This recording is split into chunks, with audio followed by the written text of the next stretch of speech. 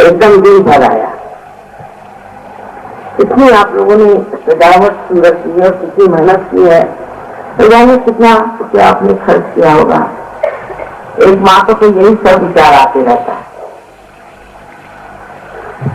और सोचती हूँ एक साल के अंदर इतना परिवर्तन तो गाँव में कैसे हो गया और लोगों में इस कदर जागृति आ गई है कि हमें सत्य को पाना चाहिए।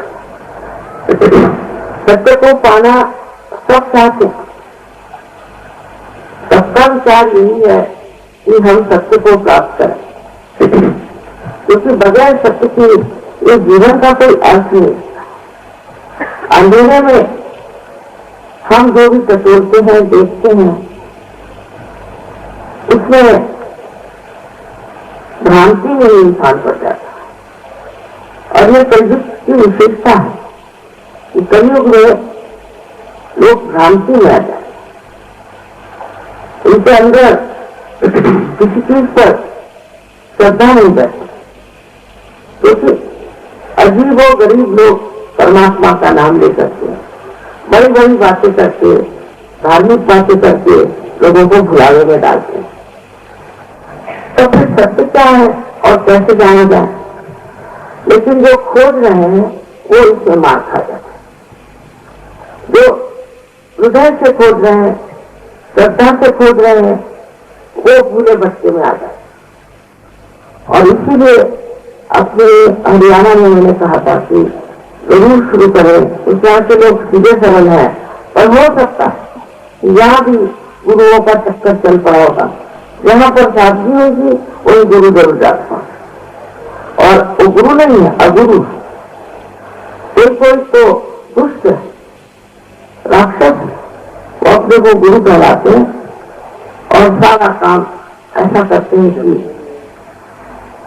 आपसे जितना कुछ ऐस सकते उतना ऐस में, और आपकी कुंडलिनी खराब कर, आपकी सारी दिशा भूल हो जाए। आप समझ ही नहीं सकते हैं कि क्या गलत काम है और क्या क्या सही काम है। अभी एक साथ से वो सब लोगों को मंत्र से कहते थे ऐसा, हीरे मोती कुछ कुछ, और कभी कभी सोने की जंजीरें देते। अब बड़े लोगों को विश्वास हो गया कि चलो हमें भी हीरे की जंजीर मिल जाएगी, या हमें भी कुछ ऐसी चीज मिल जाएगी जो बड़ी मूल्यवान हो। और लोग इस बुलावे में जाते थे, अपने घरों में फोटो रखना, दुनिया भर की बातें उनके बारे में बन पड़ी।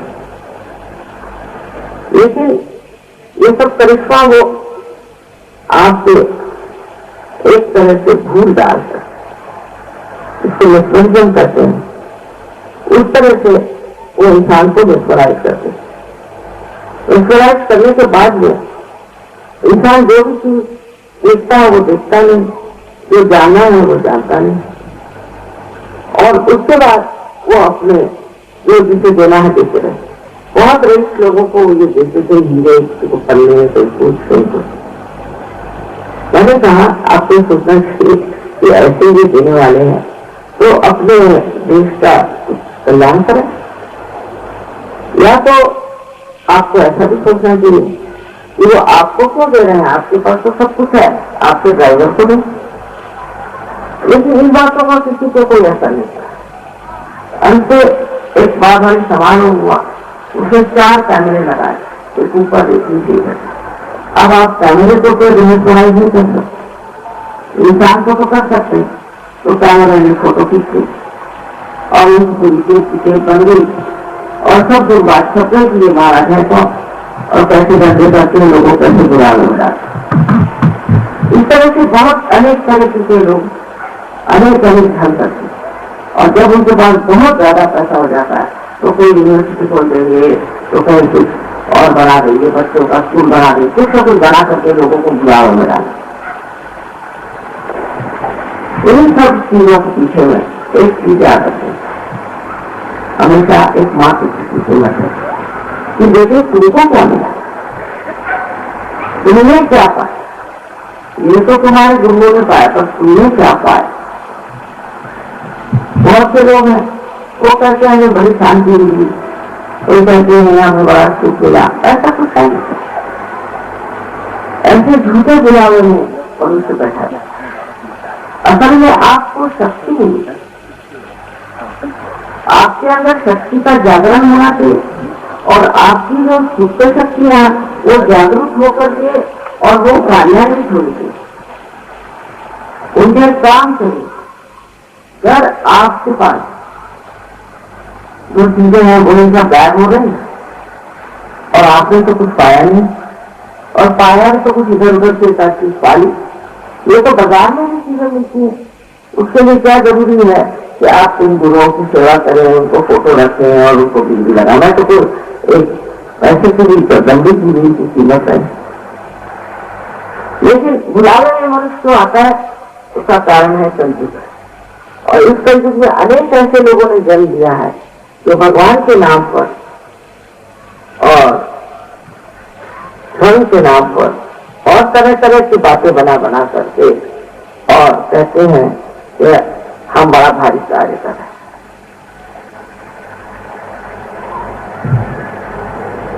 आपके सामने अभी इन्होंने बताया ही है कि हमारे अंदर चक्र कहते हैं और चक्रों की क्या स्थिति है और किस तरह से कुंडलिनी का जागरण होता है और उससे किस तरह हमारे सब चक्र जो है वो प्लावित होते हैं, और इसके अलावा किस तरह से उन्हें प्रकाश आता है। हमारा चित्त कैसे प्रकाश में हो जाता है और उससे हम देखने लग जाते हैं कि क्या क्या चीज हम गलत कर रहे हैं। हम खुद ही अपने ही गुरु हो जाते हैं, हम खुद ही अपने को देखने लग जाते हैं और अपनी जो गतिविधियां हैं उसकी चालना हमारे समझ में तब आ जाता है कि देखो ये चीज हम कर रहे थे, ये हमें नाश की ओर ले जाती, ये हमारा विनाश करे। ये खुद अपने आप समझ में आ जाता है क्योंकि कुंडलिनी के जागरण से आपके आत्मा का प्रकाश आपके चित्त में आ जाता है। इसे आप एकदम देख लेते हैं। अभी आप सब लोग यहाँ बैठे हुए साथ में और अगर कोई यहाँ प्रकाश दे रहा हो तो आप एक दूसरों को भी नहीं जानिएगा। आप जब चलिएगा तो इससे लड़खड़ाइए, उससे लड़खड़ाइएगा, या जगह खड़ा हो जाए, किसी बच्चे को ही कर पड़ जाए। यही है कि अज्ञान के अंधकार में इस तरीके में मनुष्य खो जाता है, और उससे खोने का मुख्य कारण ये है कि अभी तक की जो कुछ भी प्रणालियां रही, लोग आकर खड़े हो गए तो उन्होंने अपने अपने तरीके से सब चीज कराने शुरू कर दी। यही बात हर हमारे व्यवहार में आ गई, प्रांगण में आ गई।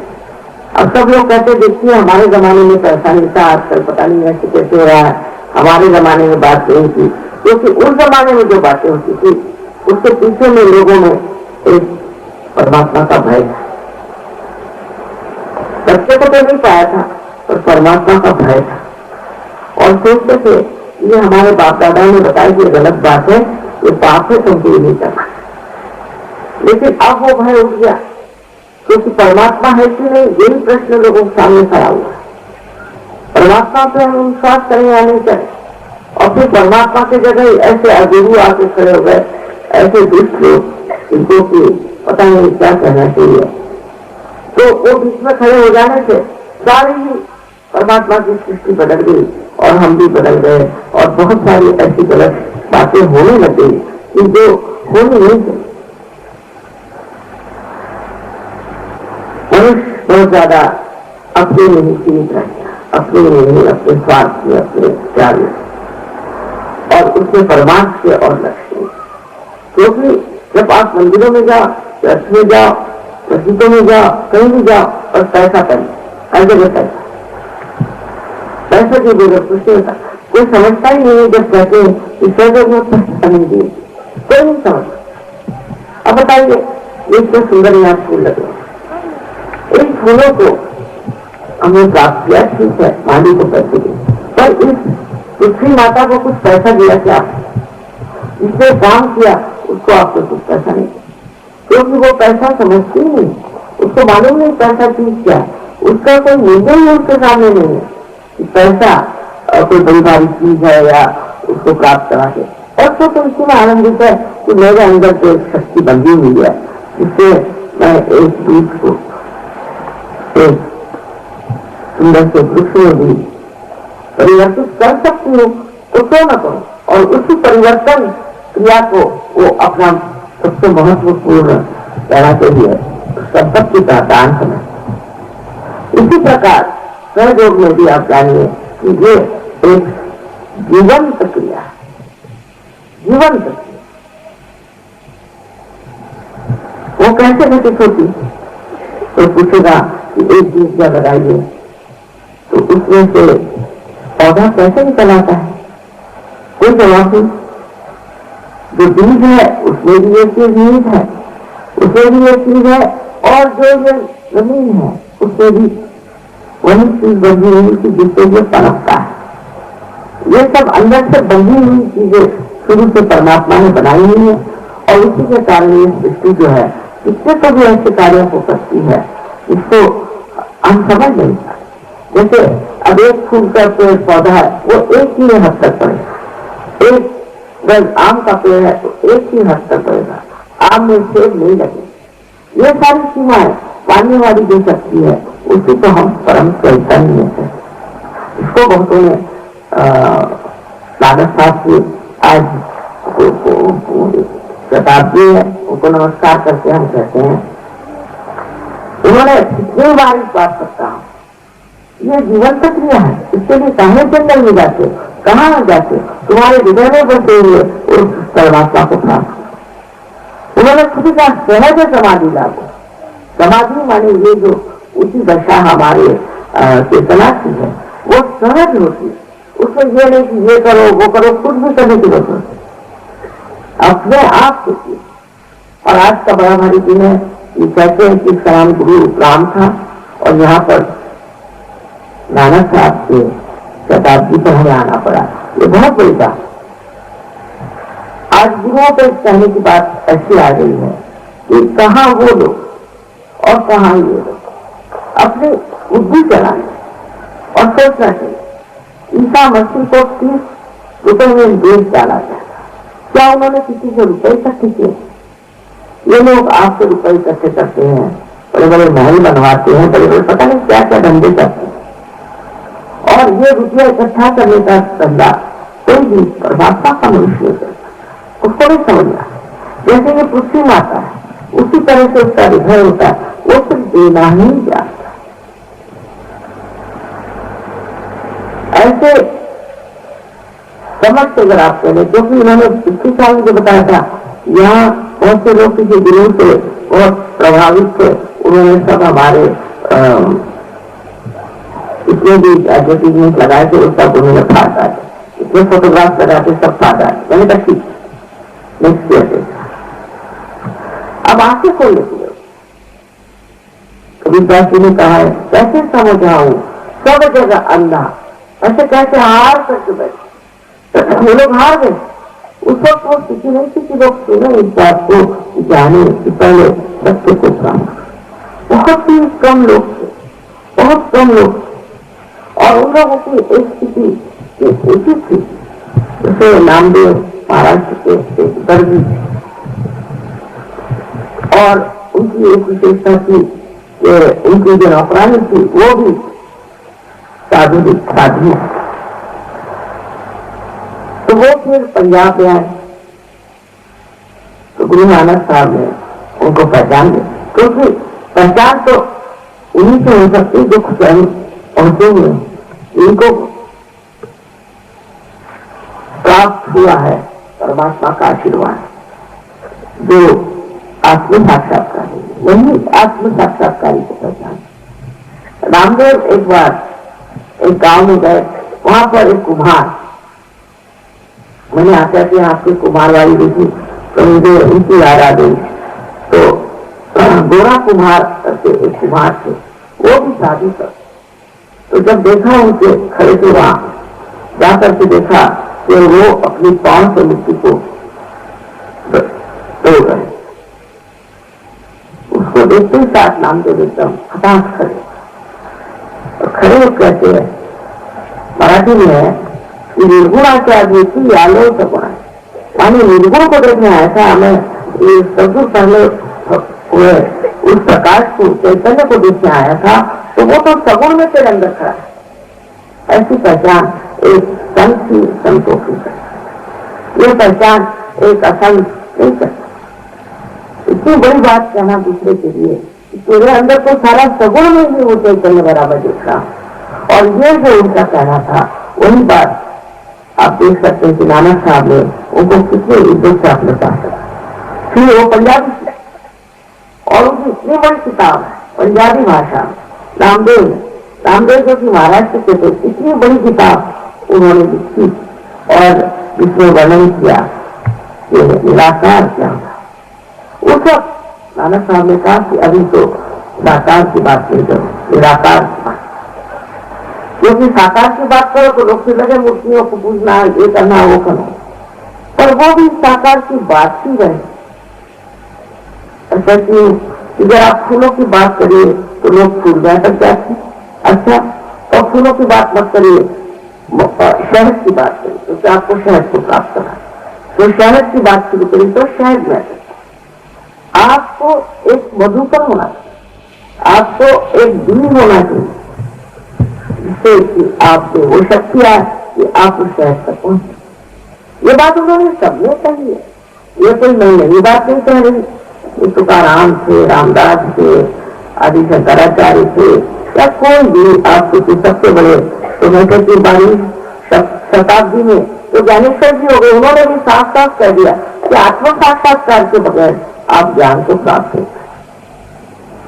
गीता में भी उन्होंने सबसे पहले कहा ज्ञान को प्राप्त, आप ज्ञान को प्राप्त करो। मैंने लोगों ने पढ़ना लिखना शुरू कर, पढ़ना लिखना तो कोई भी कर सकता, उससे कोई ज्ञानी तो नहीं होता। कभी तो देखा मैंने ज्यादा जो लोग पढ़े लिखे होते हैं वो तो इस कदर घमंडी, इस कदर गुस्से और अपने को पता नहीं क्या समझने लग जाता। कभी दादी ने कहा ना, पढ़ी पंडित तबीरों सब है, पढ़ करके वो सोचने लगते हमें बड़े विद्वान है, हमें जैसे कोई गीता लिखती है, हम ही सब रामायण जानते हैं, हम ही सब कुरान जानते हैं।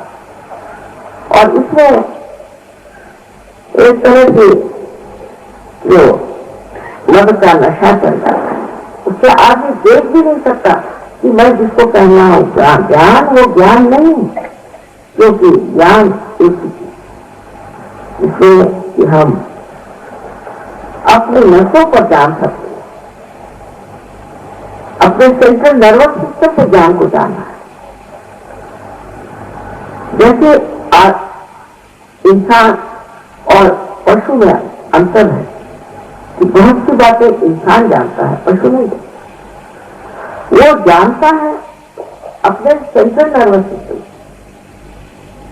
अपने हाथ में बचे हुए नसों से जानता है ज्ञान, इसे ज्ञान को, ये बोध, ये शब्द बुद्ध ने भी इस्तेमाल किया, बोध माने हमारे अंदर जो हमारी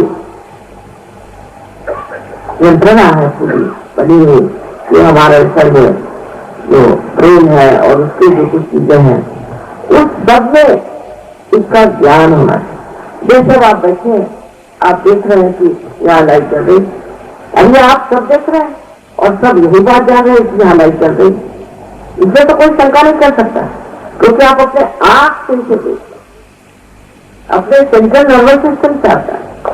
इसी प्रकार ज्ञान वो होगा जो आप अपने शरीर के अंदर उसे महसूस करें, अपने बुद्धि चातुर्य से नहीं, या अपने भावना से नहीं, क्या मैं तो बस भगवान में रखूं और मैं तो बस भगवान की गाना गाती रहती हूँ और फलाना भी, कोई है, ये सब नाटक। और इसलिए एक मात्र रिश्ते में आपसे बताती हूँ कि नाटकों से दूर है। सत्य को पाने के लिए सबसे बड़ी चीज ये है कि आप अपने को जानिए कि आप इसलिए दुनिया में आए। साइंस आपको सब चीजों का जवाब दे सकता है, ऐसा लोग सोचते हैं, ये गलत। बहुत सी बातों का वो जवाब दे ही नहीं, और खास करके इसका जवाब नहीं दे सकता कि आप इस दुनिया में आए क्यों, आपका यहाँ आने से मतलब। इस पर गौर करके देखना चाहिए कि हमने अपने को जाना ही क्यों, जाना नहीं है। हम कहते हैं मेरी बुद्धि चल रही है और मेरा दिमाग सोचता है, या हम कहते हैं कि ये मेरा है, मेरी आंख, मेरा हाथ, पर ये मेरा मैं है कौन, इसको हमें जाना नहीं। ये मैं कौन, यही जानना आत्म साक्षात्कार। और उसको जानने का मतलब बुद्धि तिरस्कार नहीं है कि वो अपने दिमाग से जाना जाएगा, ये बात नहीं। वो आपके नस नस को जाना जाना है, और जब वो इस तरह से जाना जाएगा वही असल में ज्ञान है। ये बात कृष्ण ने सबसे पहले अर्जुन को बताई, पर अर्जुन ने फिर सवाल पूछे तो उन्होंने कहा ठीक है, तुम कर्म करो और सब परमात्मा पे छोड़ो, हो ही नहीं सकता। कृष्ण जो थे वो कहना चाहिए बड़े भारी डिप्लोमेट, उनकी तो इंसान की खोपड़ी होती है, उसको कोई किसी सरल बात बताने से उसकी खोपड़ी में जाती है, तो उसी तरह से बता दिया कि तू सारे कर्म को परमात्मा में छोड़। तो कोई जब मर्डर रहेगा तो वो भी कहेगा कि हाँ भाई ठीक, मैंने छोड़ दिया कृष्ण। कोई बुरा काम करे कहे छोड़ दिया। कृष्ण जानते थे कि ये लोग थक के फिर समझ जाएंगे कि इसमें कुछ न कुछ बात, ये तभी हो सकता है जब आत्म साक्षात्कारी आप होते। जब आप आत्म साक्षात्कारी होते तब आपके दिमाग में बात नहीं रहती कि मैं ये कर रहा हूं या मैं नहीं कर रहा हूं, हो रहा सब घटित हो रहा है। कोई सहयोगी अगर किसी को उसकी जिंदगी जगा रहा है, मैंने कभी क्या बात सर नहीं रही, उतर नहीं रही, बनता नहीं मामला इनसे, ये भी कहेगा कि मैं नहीं कर रहा हूं, ऐसे नहीं कर। ये बड़ी भारी सवाल थी कि अपने आप ये घटित हो जाता है और मनुष्य जो है अकर्म में आ जाता है। यही चीज सहज रूप से आप प्राप्त कर, सह माने आपके साथ और जो माने पैदा हुआ, ये आपका हक, आपका हक है कि आप उर्दू में बहुत से लोग धर्म को हक है, उसका मतलब ये है कि धर्म है आपका हक। धर्म को पाना, धर्म के बारे में बातें करना नहीं। इधर एक ईसाई होगा, मुसलमान होगा, या रिलीजियस सिख होगा, या किसी भी धर्म का हिंदू होगा, तो बातें तो धर्म की बहुत कर लेता, लेकिन सारे कुकर्म सब कर सकते। ये नहीं कि एक आदमी हिंदू है तो वो नहीं कर सकता, कि मुसलमान है तो नहीं कर सकता, सब कुकर्म कर सकते। इसका मतलब है उसमें धर्म नहीं, किसी धर्म में होने से उनसे धार्मिक नहीं होती। धर्म अंदर से जागरूक होना है और यही धर्म है, यह हक है। इस धर्म को अंदर जागरूक करना यह आपका हक, और ये जब जागरूक हो जाता है तो मैं किसी से कुछ बात को मना नहीं करती। अच्छा एक बार अपनी कुंडली में जागरूक कर, फिर उसके प्रकाश में आप ही आप अपने को ठीक कर लेते। उसको कुछ करने की जरूरत है, जो कुछ भी गलत चीजें अपने आप छूट जाती है और जो बढ़िया चीजें आप प्राप्त करते। इसलिए इतने अनंत आशीर्वाद है। सब लोग मुझे शिक्षा लिखते थे कि माँ हमारा तो ये चमत्कार हो गया, वो चमत्कार हो गया, करते करते बहुत शिक्षा। तो मैंने साथ के साथ अच्छा लगे शिक्षा ले जाओ और इसमें से तुम जैसा समझो और लोगों से और भी कह दो, सब तुमको दिखते देंगे उनके चमत्कार। तो एक महीने में उन्होंने फोन किया मुझे कि माँ यहाँ तक तो आ गई है शिक्षा, अब ये बताइए कि इसमें से कौन शिक्षा आपकी चाहे मेरे पास तो बेटा समय नहीं है, लेकिन तुम ठीक समझो वो छापो। कहने हर एक कमाल की चीज, तो जिसको चमत्कार कहते हैं वो अनेक चमत्कार जीवन में हो सकते, और वो चमत्कार इससे विचित्र है कि कोई समझा ही नहीं सकता कैसे हुआ क्या। बाद में फिर ये समझ में आ जाता है कि हम परमात्मा के साम्राज्य में आ गए, और परमात्मा का साम्राज्य कोई भी हिंदुस्तान की गवर्नमेंट है और नहीं इंग्लैंड की गवर्नमेंट है।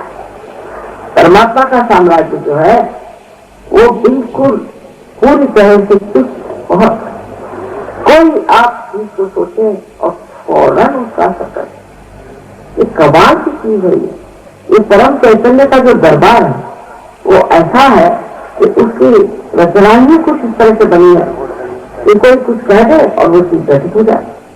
वो धीरे धीरे धीरे धीरे इस तरह से बना देते कि आप खुद हैरान होते कि हम कभी सोच ही नहीं रहे कैसे होगा ये कहा। ये सब चीजें मैं जो कह रही हूँ उससे आपको विश्वास नहीं करना है, क्योंकि ये तो अंधविश्वास हो जाए। अंधविश्वास से आप कुछ नहीं पाते। इसको मैं इसलिए बता रही हूँ कि आप समझ लीजिए कि किससे आपको प्राप्त करना है। वो चीज है आपकी अपनी शक्ति और आपका अधिकार कि आप परमात्मा के साम्राज्य में बैठे, उनके दरबार में बैठे, उनके आप एक सिटीजन हो जाए और फिर आप देखिए आपके इंतजाम कार बैठे हों। पर यह चीज होने के लिए ये जरूरी है कि पहले आपकी कुंडली की जागृति हो। तो सत्य क्या है कि आप शरीर बुद्धि मन आदि उपाधियां नहीं, किंतु आप शुद्ध आत्मा। ये सब अभी तक जो आपसे वो मेरा मेरा करते रहे, अब मैं हो जाए। उसके बाद दूसरा शक्ति है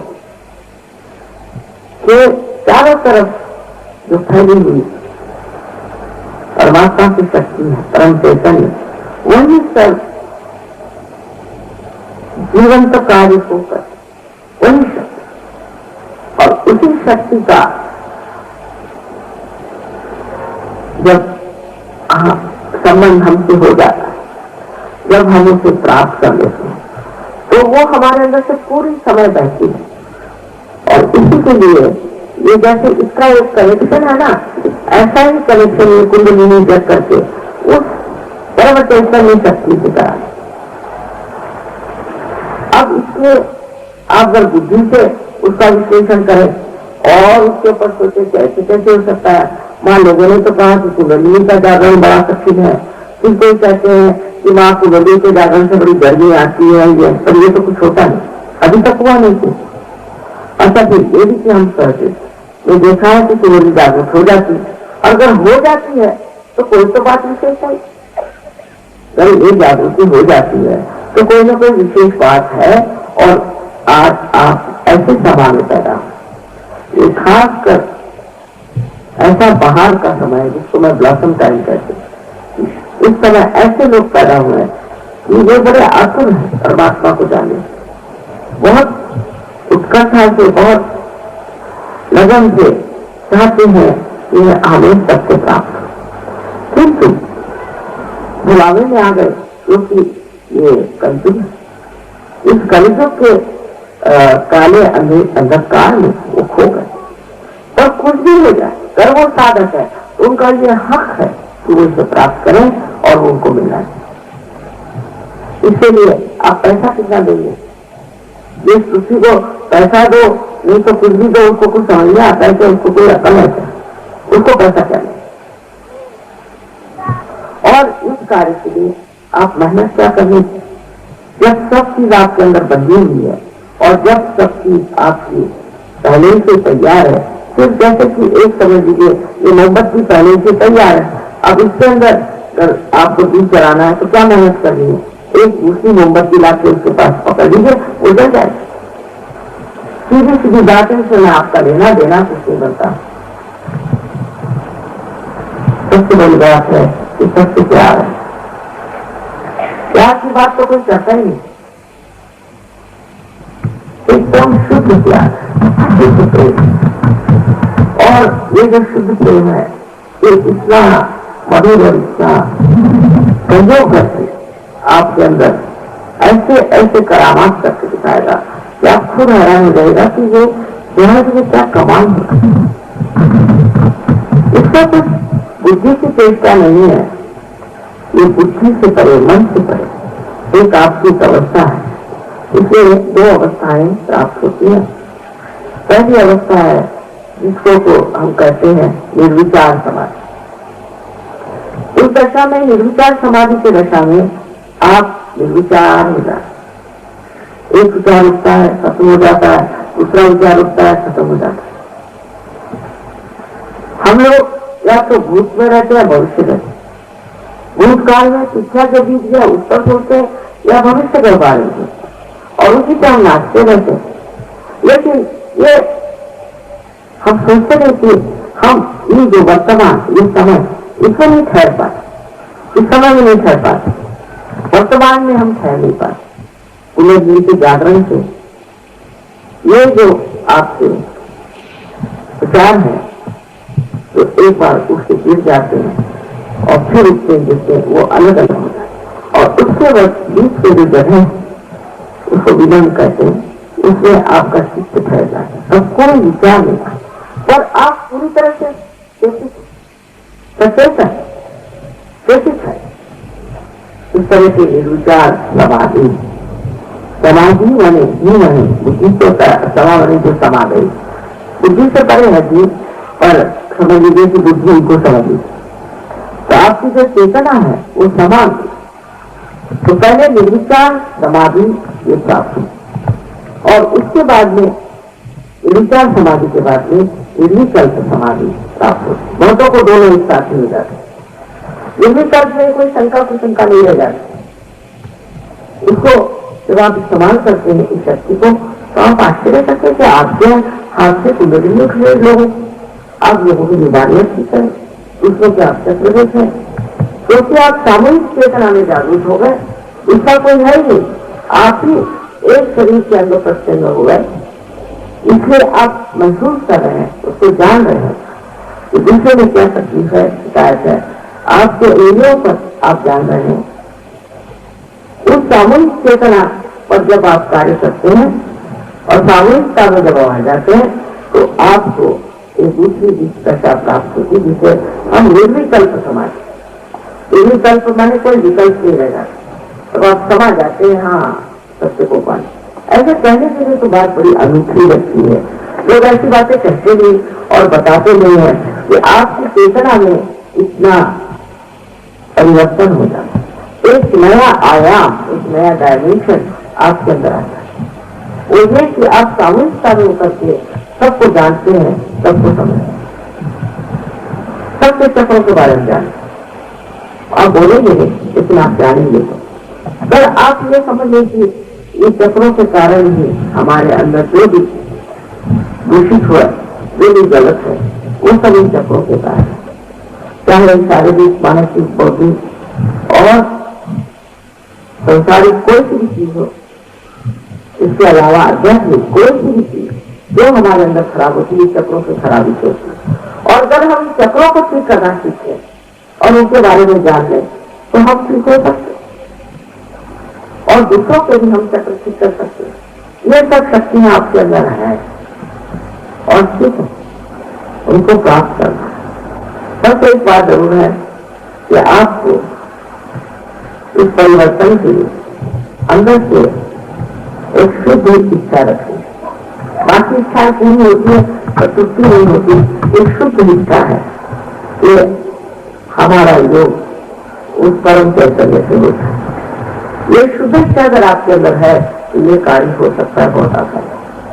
और दूसरी बात जो आपको समझना चाहिए कि अपने प्रति हमें एक श्रद्धा होनी, अपने प्रति एक विश्वास। क्या इंसान सारे पशुओं से ऊंचे, सब सृष्टि से ऊंचे, सारे सब चीजों से नीचे के सूर्य है, ठीक है, महेश्वर है, लेकिन इनसे ऊंचे हम इंसान, और हम अपनी इज्जत न करें, हम अपने को न समझें, अपने को हमेशा दोषी समझ लेना। अब ये भी दूसरा तरीका है कि तुम बहुत पापी हो, तुम ये हो, तुम इतना रुपया दो, तुम्हारे पाप का पूर्ण हो जाएगा। इस तरह के पाप कर्म बहुत लोग करते, ये सब बात गलत। या तुम इसके लिए उपवास करो, तुम ये कर्म कांड करो, वो कर्म कांड करो। वहां औरतों को तो इतना ही लोग पकड़ा देते हैं, मैं देख देख के हैरान हो जाती हूँ कि औरतें सुनते क्यों नहीं होगा। तो समझने की बात यह है कि पहले समझ लीजिए कि आप इंसान और आप सबके अंदर कुंडली नहीं है और वो जागरूक हो सकती। वो आपकी माँ, हर एक की अलग अलग माँ है, आपके बारे में सब जानती है और आपको पुनर्जन्म देने के लिए बड़ी इच्छुक। वो ये नहीं कि सिर्फ मैं कह रही हूँ इसके ऊपर वास्तविक यही बात। फिर आप अपनी तरफ अपने को इतना किसी भी तरह से पापी या दुखी या दोषी नहीं करते। पहली तो बात ये बहुत जरूरी है, क्योंकि आप सारे संसार की जितनी सृष्टि की क्रिया हुई है उससे सबसे ऊंची चीज मनुष्य, और फिर भारतीय को सबसे ऊंचा है। आप ये भी नहीं जानते ये पुण्य भूमि, ये पुण्य भूमि, महान पुण्य यहाँ पर अनेक पुण्य। अब वहां जाने से पता चलता है मुझे कि कितने पुण्यवान लोग यहाँ रहते हैं जिनको कि पाप पुण्य के बारे में पहले ही क्यों मालूम, लेकिन वो समझते नहीं कि हम कितने पुण्यवान हैं और हमें इस पुण्य का कितना लाभ होने वाला। ऐसे ही पुण्यवान आज आप आए हैं ये पाने के योग्य है। आप योग में पाते हैं तो अपने प्रति कोई भी तरह का ऐसा विचार न करें कि जिससे कोई शंका हो कि नहीं मुझे कैसे हो सकते, मैंने तो ये किया, मैंने तो सबसे पहले जाना चाहिए ये परम चैतन्य जो है ये क्षमा का सागर सत्य, और आप ऐसी कोई गलती कर ही नहीं सकते तो ये क्षमा नहीं कर। वो तो चाहते हैं कि आप जब उस परम चैतन्य को प्राप्त करें, और जो कुछ कहा गया है आज तक कि आपको पुनर्जन्म मिलना चाहिए, आपका आत्म साक्षात्कार होना चाहिए, वो सब चीज पूरे होने का ये विशेष समय है। और इस वक्त आप आज भारत में पैदा हुए, ये बहुत बड़ी बात है। ये समझ करके और आप लोग जान लीजिए कि आप सब इस कुंडलिनी जागरण में पूरी तरह से शामिल। फिर एक बात जो मैं कहूँ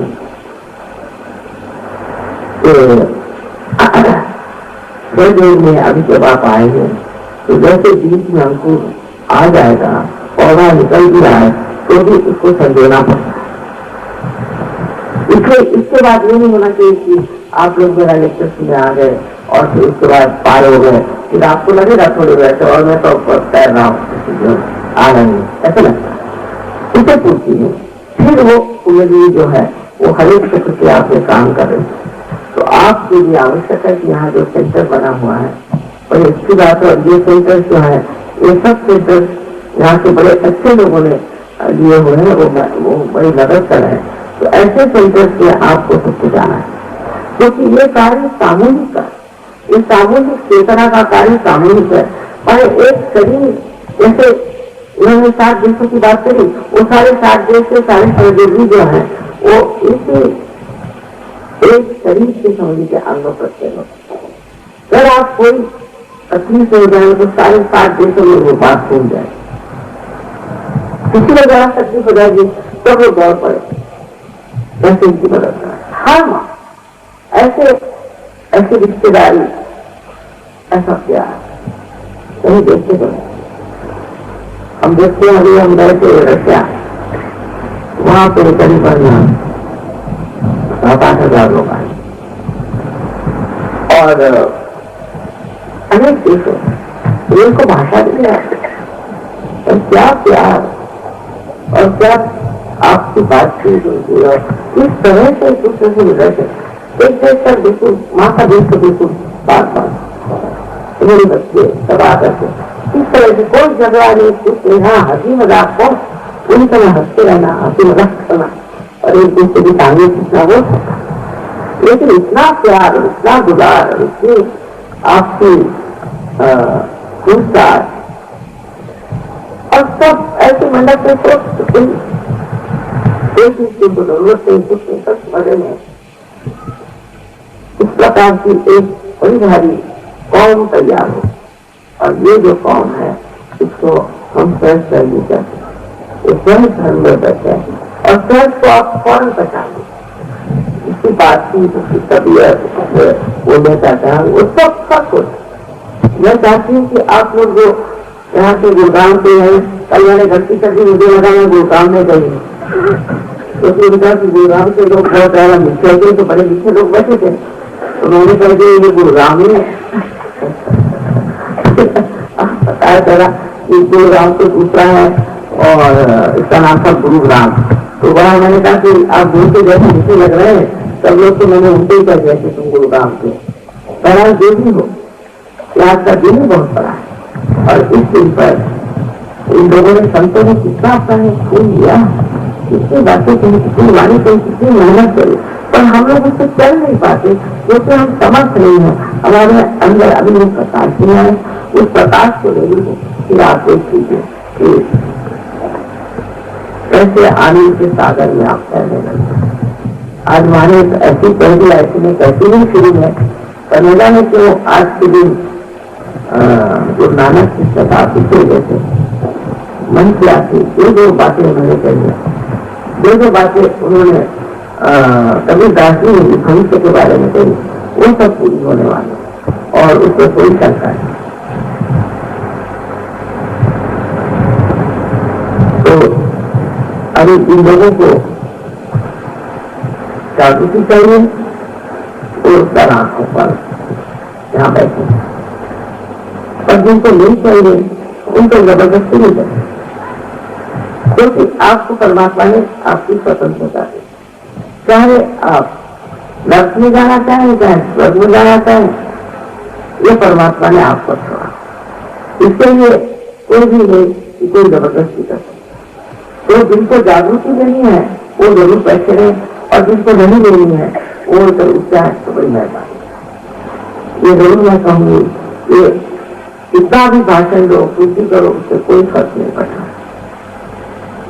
जागृति तो इतनी जल्दी हो जाती है हिंदुस्तान में, यह स्वयं आश्चर्य से बाहर से मेरे हाथ छूट जाते हैं मेहनत कर करके, एक मेहनत करो, ये करो, वो करो, और आप लोग ऐसे भक्त लोग हैं, इस तरह से आप प्राप्त करते हैं कि मुझे खुद आश्चर्य होता है। सर प्रोग्राम में 100% उन्होंने सब लोग पार समान है, और बोलने के बाद फिर ये नहीं होना चाहिए कि आप जल्दी करो, फिर जमना चाहिए। वो जमने की शक्ति कम नहीं होता है, वो विदेश ऐसा है, विदेश से लोग पक्के जमते, क्योंकि वो जान गई ये कोई तो भी ऐसी चीज हमें मिल गई है जो कभी नहीं मिल सकती। तो वो मेहनत करते बहुत, और हिंदुस्तानियों का चलो ठीक है, आज आजकल वो दूसरे गुरु बाबा उनके यहाँ चलो गुरु शॉपिंग करते हैं।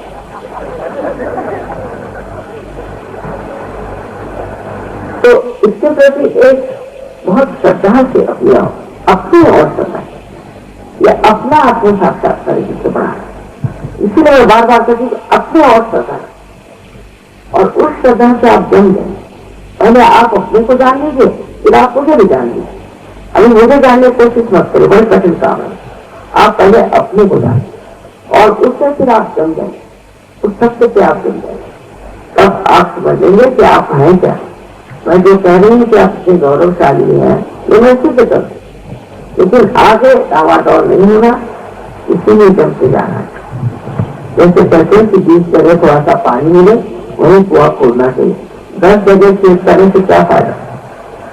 पर ये जरा हिंदुस्तानी की प्रवृत्ति है कि वो जब तक 10 जगह नहीं घूमेंगे और सब तरह से मार नहीं खाएंगे तब तक वो जमेंगे। तो मैं नहीं चाहती कि आप सब किसी में जम जाए और आराम से आनंद से जिंदगी। अब इससे कितने लाभ है ये बताने का समय नहीं है, पर आप खुद ही देख लीजिएगा और बता दीजिएगा कि माँ ये फायदा हो, हमारा वो फायदा हो गया। ये बड़ी आनंद की बात है।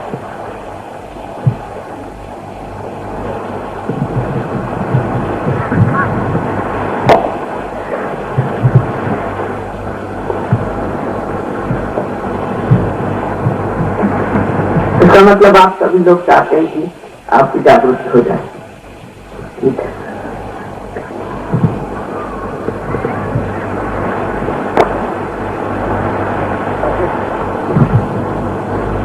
हिंदुस्तानियों के साथ कुछ बहुत ज्यादा मेहनत नहीं करनी पड़ती है, एक तरह वाली वरदान है आपके लिए, ऐसे आप अपने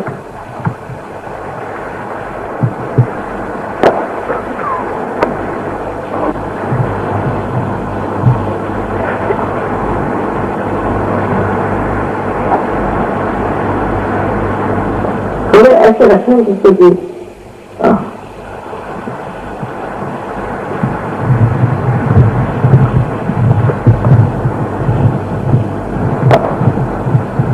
आप अपनी आंखें बंद कर ऐसे चश्मा भी उतार दें, क्योंकि उसे दृष्टि भी ठीक होती है। आंखें बंद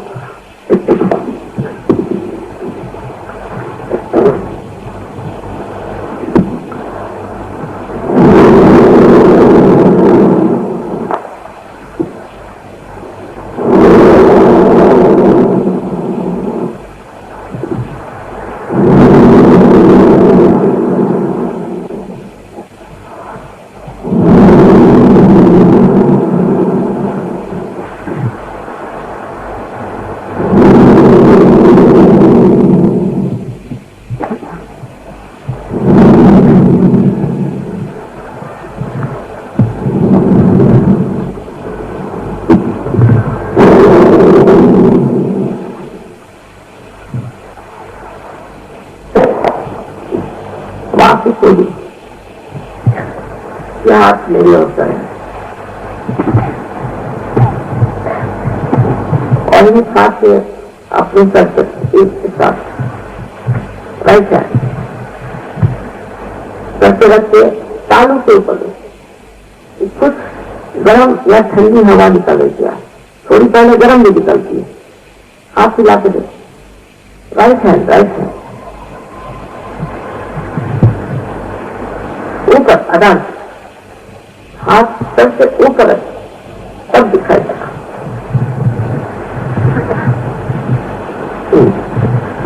अब राइट हैंड हमारे ऊपर और लेफ्ट हैंड से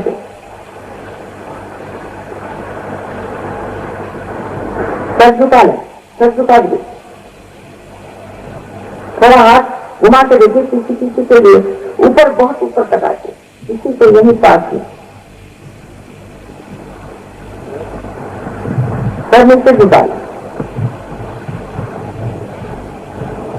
अब लेफ्ट हैंड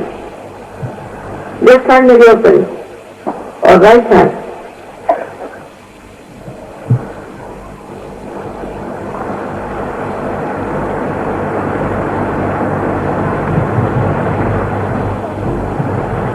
अब दोनों हाथ आकाश में, सर पीछे करके पूछे कोई सवाल, वहां क्या यही परम चैतन्य? 3 बार प्रश्न अन्य पूछे, वहां क्या यही परम चैतन्य?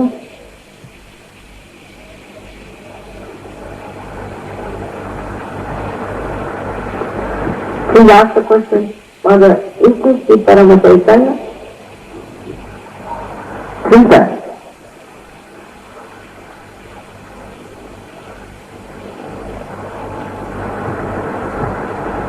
अब हाथ लीजिए, उसके हाथों में या उंगलियों में या सिर्फ इस ताली से ठंडी या गर्म कैसी भी हवा आ रही हो, ऐसे सब लोग हाथ ऊपर करें।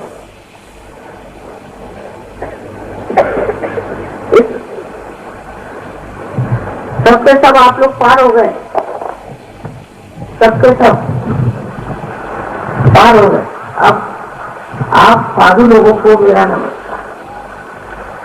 पहले तक साधक थे, अब आप साधु हो गए और मेरा नमस्कार, अनंत आशीर्वाद। अब यही चाहूंगी इसको आगे बढ़ाइए और इससे पूरी तरह से बढ़ते बढ़ते एक बड़े बड़े वृक्ष हो जाइए कि आपके सारे और भी लोग जागरूक हैं।